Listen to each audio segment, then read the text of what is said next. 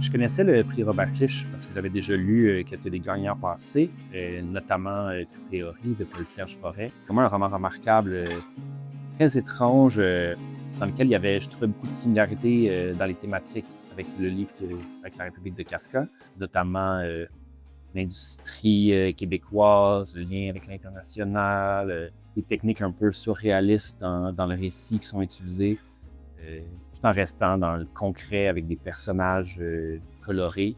Bref, j'avais trouvé qu'il y avait beaucoup de similitudes.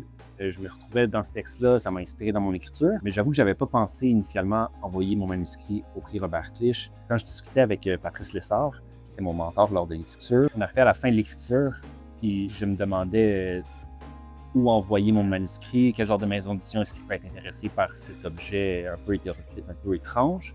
Puis Patrice, qui avait été membre du jury du prix Robert Clich en 2018, m'avait dit « C'est peut-être une bonne avenue pour toi, je pense que tu as des chances. » J'ai bien fait de l'écouter, sinon je ne serais pas là aujourd'hui, parce que justement, je pense que le prix Robert Clich, ce qui est le fun, c'est que, contrairement, mettons, quand tu envoies à une maison d'édition ton manuscrit où est-ce que tu dois te présenter un peu, vendre ta salade, la soumission du prix Clich, c'est le fun parce que tu dois soumettre sous un pseudonyme.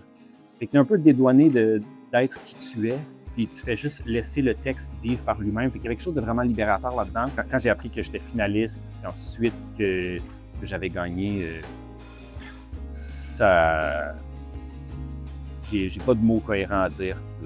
Les sentiments que ça allait évoquer chez moi, je suis encore en train de vivre ce moment-là.